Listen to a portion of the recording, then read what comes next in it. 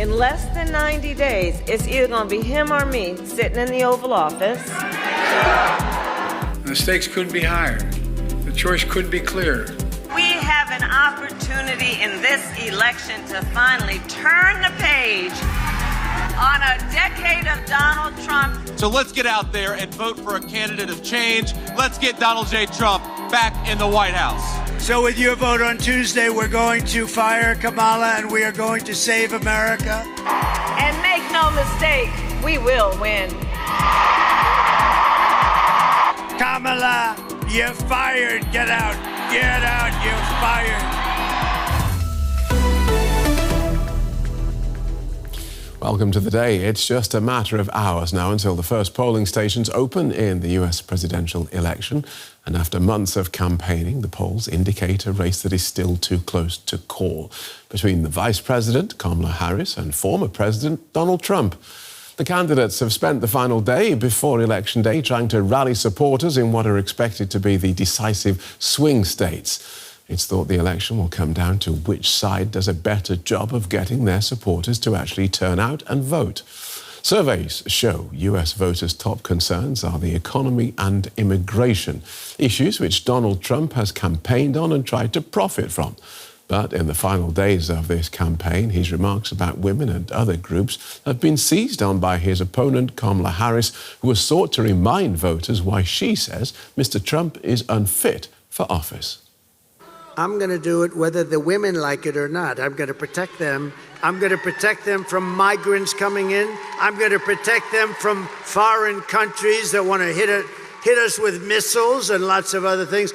So he said that he will do what he wants, now I'm about to quote, whether the women like it or not.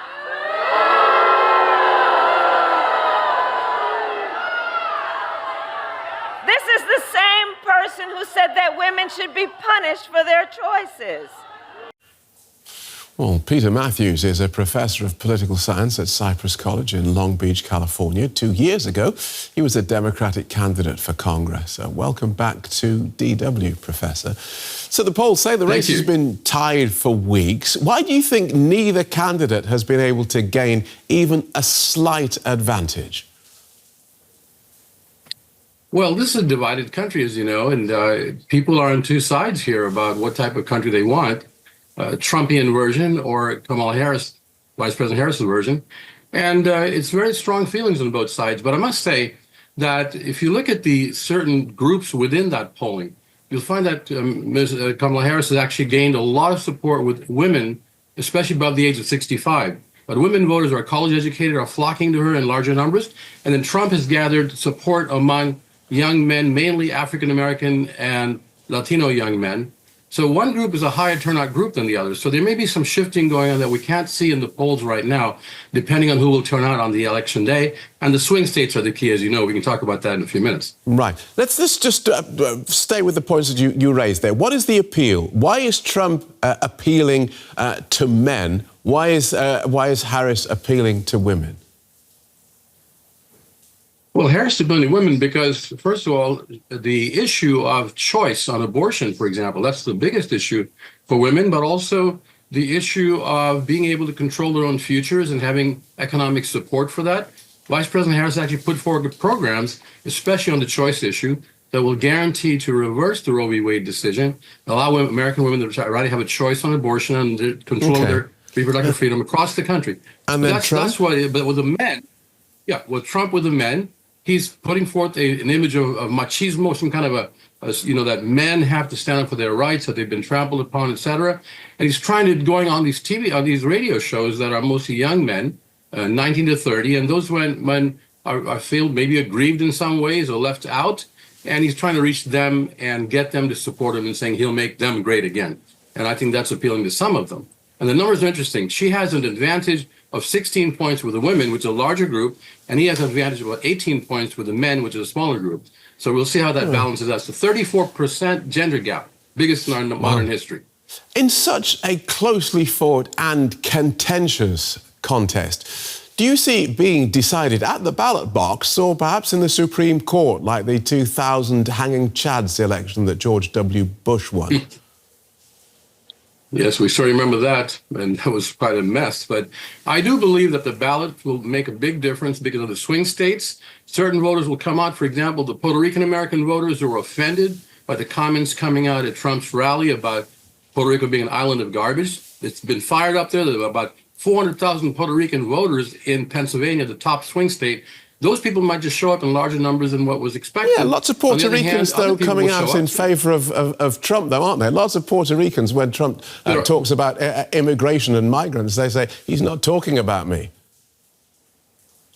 Some of them are coming out for him. The majority are not. And it's like the Latino community. The majority of them, about 60% now, are for Kamala Harris and about 40% for Trump, which is still a large, that's actually an achievement for Trump compared to the past, with Biden and Trump on either end, was even larger. So I would say some of the Latino community, men especially, are coming out for Trump, but the larger numbers for Harris at this point, that's going to make a difference. It's going to be very close. I cannot guarantee who's going to win at this point, to be honest with you. And so, what sort of role do you see the courts playing? Because we've seen Team Trump sort of getting ready to contest and rectify the mistakes they made last time when they went to court and kept losing these cases.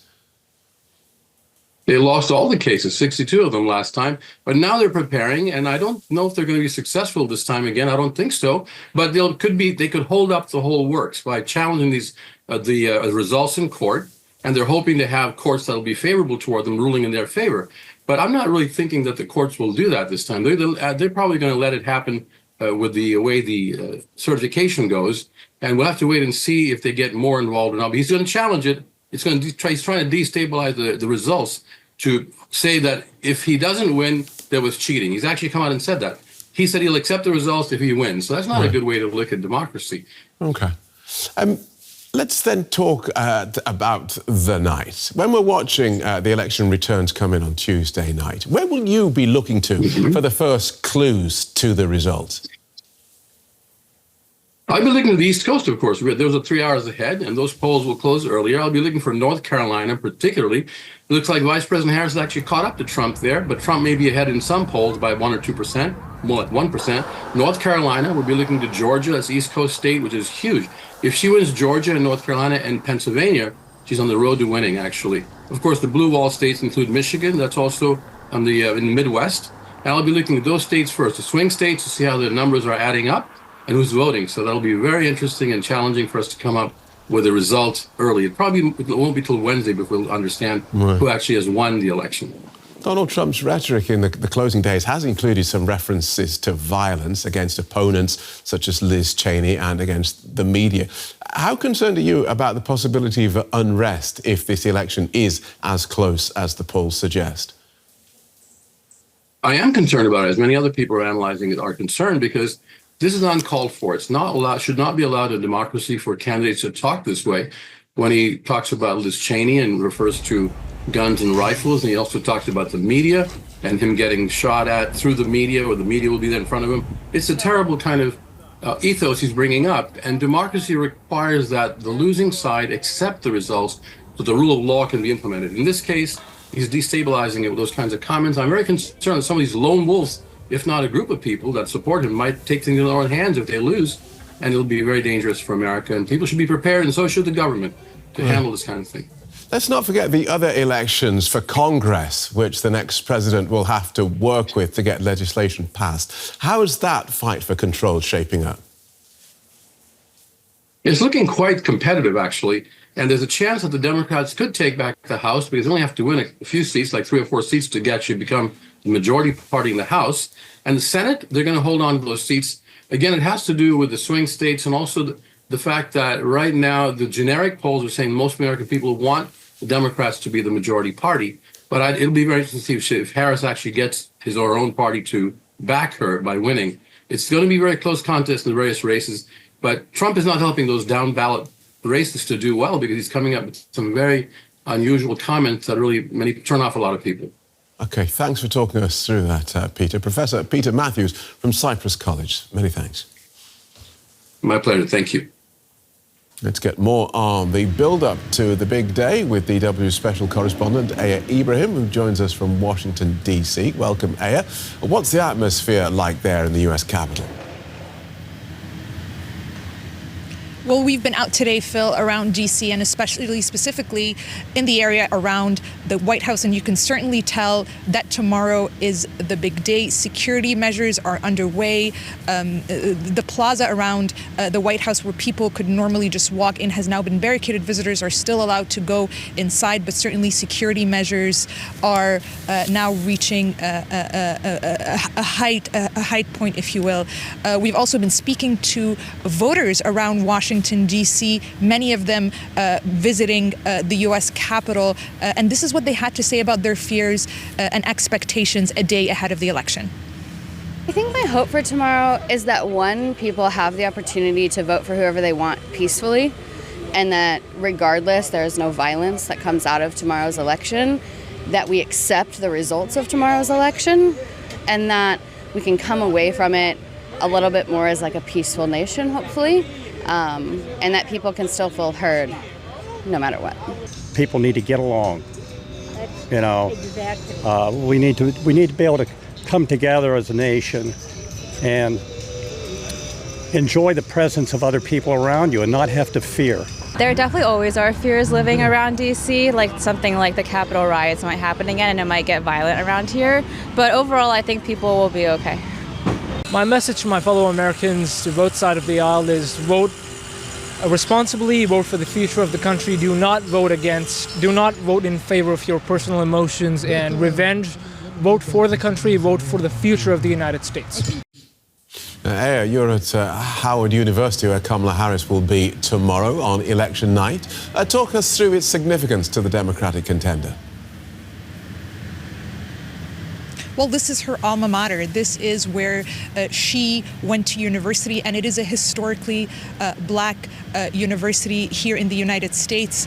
Just to paint a picture of what this campus is like today, we are standing very near to the heart of campus, but as you can see around me, there aren't that many students out there. That's because their classes have been moved online as the university braces for the historic day that will be tomorrow with the Vice President Kamala Harris here, and if she wins, she will be giving her acceptance speech. Actually, not very far away from where I'm standing, right behind me is the plaza of the university, and I've been speaking to students here, and many of them have expressed pride in the choice of Howard University for the vice president. One student said that being at Howard and the community that Howard represents has changed her life, and that she has no doubt that will also be that is also the case for the Vice President Harris as well. But certainly, what students here have been telling me is that normally this is really busy, but everyone here is bracing themselves for the big day. And if she does end up winning, if Kamala Harris ends up winning, the symbolism of the first woman of color president giving her acceptance speech at a historically black university will be huge, and it's something that students here are certainly very aware of. Some of the students in your report that you spoke to there, they talked about the fears of violence following the elections, like as happened on January the 6th. Does Washington feel safe at the moment? Certainly, there's a lot of security measures everywhere you look around D.C. Businesses have barricaded their storefronts, if you will, fearing vandalism and attacks. But there's also a huge security official presence on the streets, and fears of a security breach or security incidents is something that many people have brought up. Remember, January 6th was a very traumatic event for many Americans, seeing that level of violence unfold in the Capitol. So that's a shadow that's cast very wide on people's minds today, and I think it's something that we'll keep hearing about in the coming days. At the same time, we've also heard people say that they have a lot of faith and belief in law enforcement, and that they will be able that these days will pass with a lot of not major incidents. That's also something that we've heard. And remember, this hasn't been a violence-free campaign. The Republican candidate Donald Trump, he's been the subject of 2 assassination attempts. Assassinations of presidents or politicians is not unprecedented in the United States, but it's been a charged and difficult campaign when it comes to security. So that's something on people's minds. All right. But for now, everything feels fine, if you will. Thank you very much. DW Special Correspondent Ibrahim in Washington, D.C.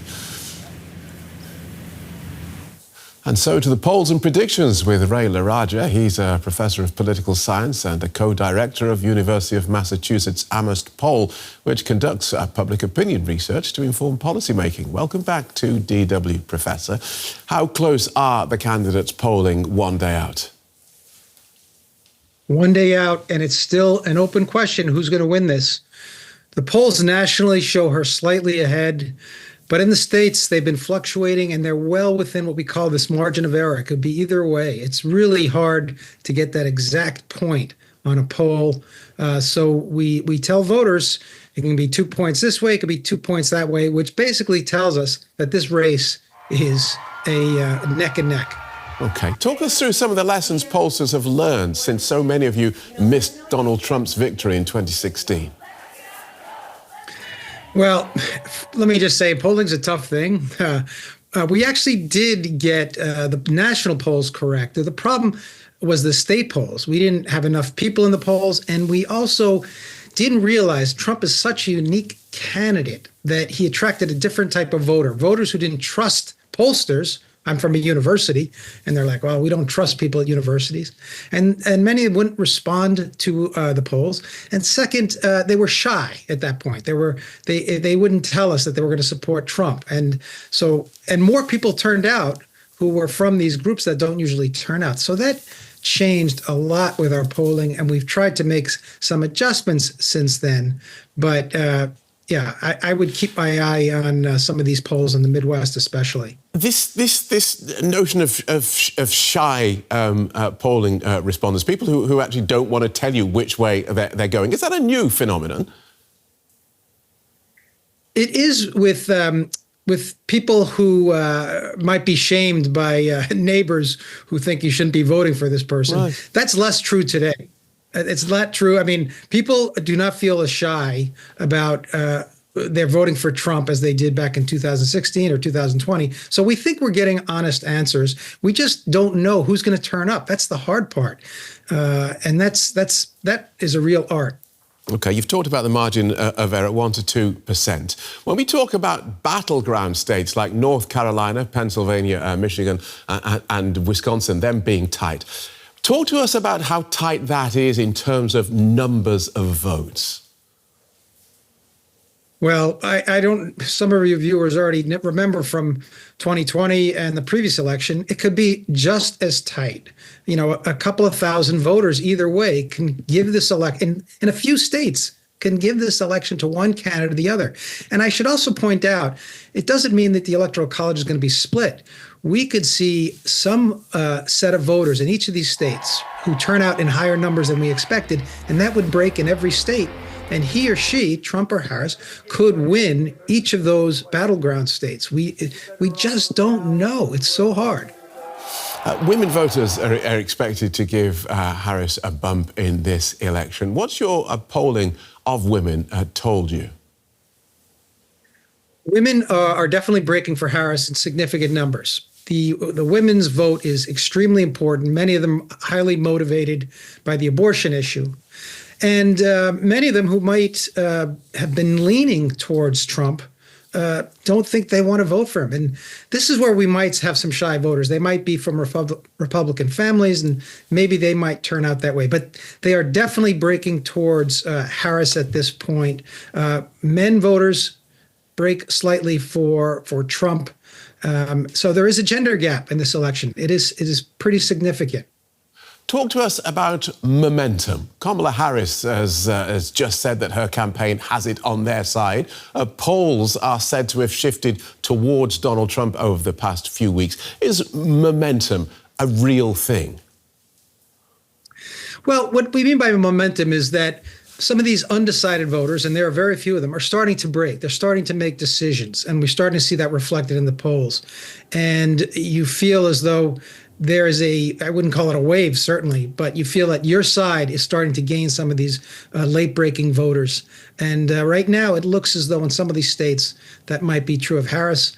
But then again, Trump is doing pretty well, better than some people expected in some of these states that Harris was leading in the northern states like Michigan and Wisconsin. So it can go either way. The closeness of this particular race is just the most extreme example of US elections over the last, let's say, 20 years. Why have they become so close and so hard to predict? Well, I've mentioned this before, that the country is truly divided. And as you get close to the election, people start to pick their side, and they won't budge from that side. I will say this.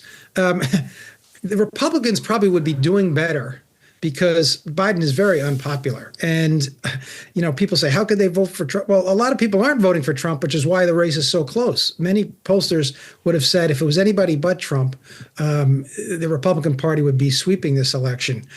So he has actually brought the party down, according to many pollsters. Good talking to you. Fascinating as ever. Professor Rayla Raja from Massachusetts Amherst Poll. Thank you. Thank you.